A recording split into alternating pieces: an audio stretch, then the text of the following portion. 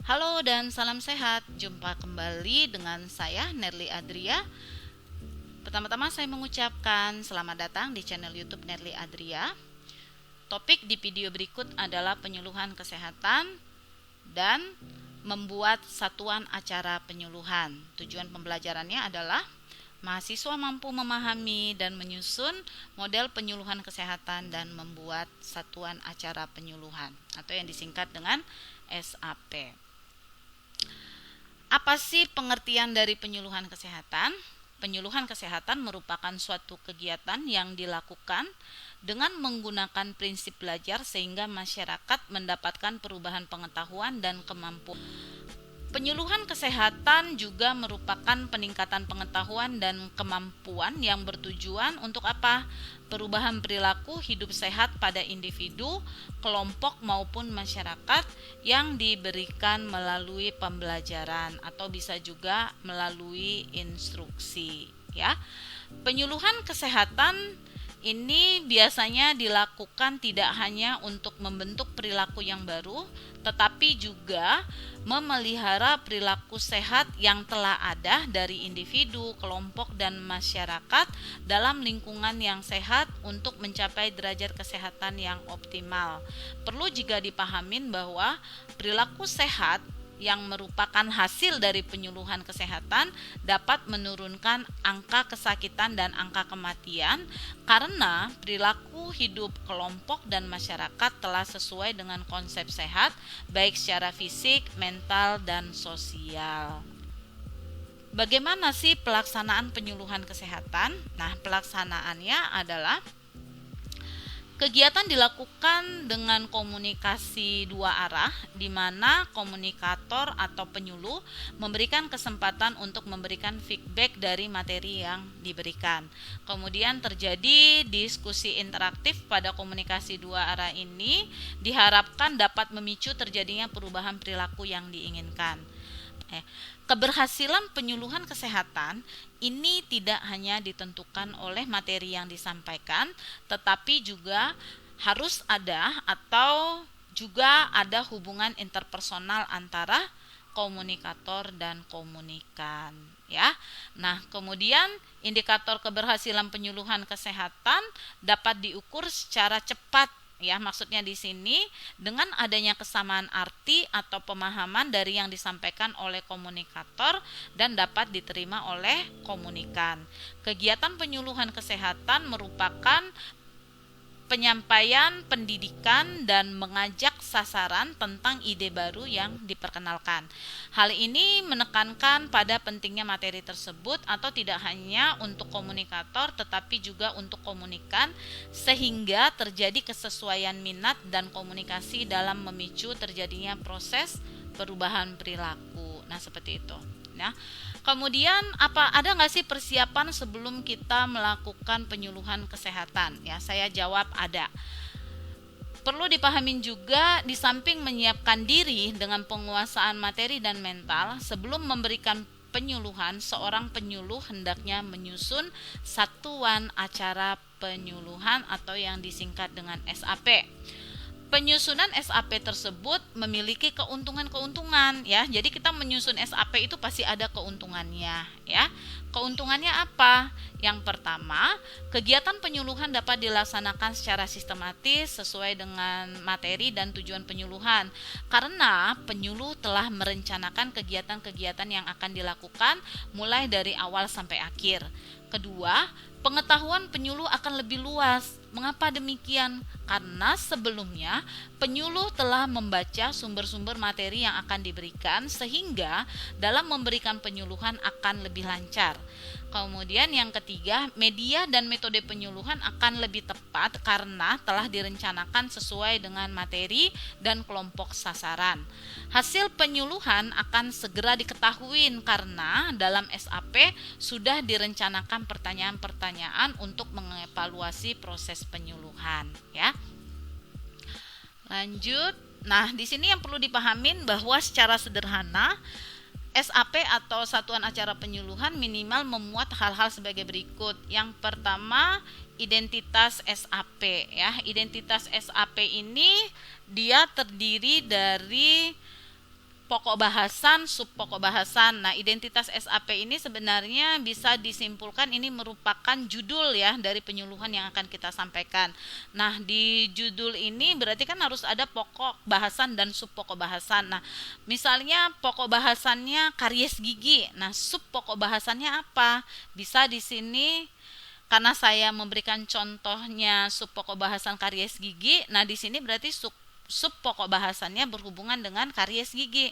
Bisa pengertian karies gigi, penyebab karies gigi, macam-macam makanan yang dapat menyebabkan karies gigi, kemudian macam-macam makanan yang dapat membantu membersihkan gigi, proses terjadinya karies gigi, tahapan-tahapan karies gigi, kemudian pencegahan karies gigi. Nah, di identitas ini juga kita menentukan siapa sasaran kita. Karena tadi saya memberikan contoh karies gigi, contohnya di sini bisa kita ambil siswa SD kelas 4 dan kelas 5. Waktunya berapa lama? Misalnya waktunya kita ambil 30 menit. Nah, seperti itu, ya. Nah, sekarang kita masuk tujuan umum penyuluhan. Nah, tujuan umum di sini maksudnya adalah setelah kita memberikan penyuluhan apa yang akan kita capai, ya. Nah, di sini tujuan penyuluhannya, jika saya memberikan contohnya karies tadi, setelah memperoleh penyuluhan tentang karies gigi, siswa SD kelas 4 dan kelas 5 mampu memahami tentang karies gigi. Nah, sekarang kita masuk di tujuan khusus. Nah, di tujuan khusus ini dia berhubungan dengan sub pokok bahasan. Karena tadi saya membahas tentang karies gigi. Nah, di tujuan khususnya bisa kita ambil contoh setelah dijelaskan tentang pengertian karies gigi. Nah, sasarannya tadi siswa SD kelas 4 dan kelas 5 dapat menjelaskan kembali pengertian karies gigi. Contoh lagi, setelah ditunjukkan contoh gigi yang mengalami karies gigi, siswa SD kelas 4 dan 5 dapat membedakan antara gigi yang sehat dan gigi yang karies. Nah, di sini kita bisa menggunakan media poster. Kemudian satu contoh lagi, setelah ditunjukkan macam-macam makanan yang dapat menyebabkan karies gigi melalui poster, siswa SD kelas 4 dan kelas 5 dapat menyebutkan kembali minimal 5 contoh makanan yang dapat menyebabkan karies gigi, ya. Nah, kemudian materi penyuluhan ini ditulis berdasarkan buku referensi, ya. Harus ada buku-bukunya, ya. Nah, kemudian kegiatan penyuluhan. Nah, kegiatan penyuluhan ini bisa kita ambil, misalnya kegiatan pertama kita mulai dengan pembukaan. Pembukaan ini nanti bisa dimulai selama 5 menit atau 4 menit. Misalnya kegiatan pertama pembukaan selama 4 menit. Nah, di 4 menit ini kita terdiri dari presensi dan perkenalan, kemudian apersepsi. Kemudian di sini penyuluh mengajukan pertanyaan mengenai materi yang akan disampaikan untuk mengetahui pengetahuan sasaran serta memberikan motivasi pada sasaran agar dapat mengikuti penyuluhan dengan semangat. Nah, seperti itu. Kemudian di kegiatan ini kita lanjutkan, ya. Kemudian kita lanjut lagi yaitu di metode penyuluhan. Nah, seperti kita ketahui bahwa metode penyuluhan ditentukan berdasarkan pemikiran yang matang sehingga metode tersebut mampu mempermudah mencapai tujuan penyuluhan. Metode yang digunakan tergantung dari tujuan yang ingin dicapai. Misalnya apabila kita ingin meningkatkan pengetahuan, maka dapat disampaikan melalui tulisan. Sedangkan apabila ingin merubah sikap dan keterampilan sasaran, maka metode yang dapat kita gunakan harus lebih kompleks, contohnya dengan simulasi atau demonstrasi. Nah, pedoman umum yang perlu diingat dalam pemilihan metode adalah bila saya dengar, saya lupa, kemudian bila saya lihat, saya akan ingat, dan bila saya kerjakan, saya akan mampu, ya. Nah, seperti itu. Jadi di metode penyuluhan juga ada beberapa pertimbangan ya pada saat memilih metode. Yang pertama itu pertimbangannya metode apa yang tepat dan efektif untuk mencapai tujuan penyuluhan. Kemudian yang kedua, metode apa yang mungkin dan mudah diterima oleh sasaran. Kemudian 3, metode apa yang cukup efisien digunakan dalam pemilihan metode penyuluhan dilatar belakangi oleh tujuan yang ingin dicapai seperti saya sampaikan di awal. Nah, tujuannya meliputi perubahan perilaku kognitif, afektif, dan psikomotor. Nah, nanti di sini bisa menggunakan metodenya ceramah, kemudian metode tanya jawab, metode pengamatan atau observasi, metode demonstrasi atau simulasi, disesuaikan dengan kebutuhan. Nah, selanjutnya kita masuk di media penyuluhan ya. Media penyuluhan ini berupa alat peraga ya, alat peraga yang berfungsi untuk membantu penyuluh kesehatan dalam memberikan materi dan informasi dengan jelas dan lebih terarah. Kegunaan dari alat peraga atau media antara lain menyampaikan pesan kesehatan sehingga sasaran penyuluhan itu mendapatkan apa? Nah, ini yang didapatkan oleh sasaran, meningkatkan ketertarikan sasaran penyuluhan, menjangkau sasaran yang lebih luas, mengurangi hambatan penyuluhan misalnya dalam penggunaan bahasa, kemudian mempercepat penerimaan informasi oleh sasaran. Lanjutnya adalah meningkatkan minat sasaran untuk menerapkan isi pesan kesehatan dalam berperilaku kesehatan. Nah, kemudian selanjutnya sumber atau kepustakaan. Ini merupakan buku atau bahan yang dijadikan acuan untuk menjadikan materi dalam satuan acara penyuluhan. Nah, ini berhubungan dengan materi penyuluhan. Selanjutnya yang terakhir kita masuk adalah evaluasi penyuluhan ya. Nah, cara pelaksanaan ini bisa berbentuk lisan atau tulisan untuk kawasan kognitif dan bentuk kerja atau praktikum, bisa juga untuk kawasan psikomotor.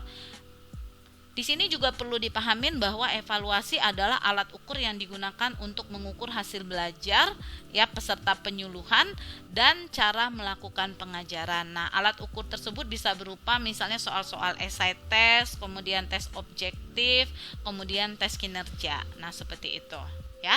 Nah, ini salah satu ya contoh bagannya ya, bagan SAP. Pokok bahasan, subpokok bahasan, sasaran, waktu, pelaksanaan, tujuan. Nah, di materi nomor 1 misalnya tahapan pertama 5 menit, misalnya pembukaan apa aja ya, penyuluhnya siapa, sasarannya, waktunya berapa lama ya. Kalau lebih bagus waktu 30 menit dimulai dari jam 8 sampai jam 8.30.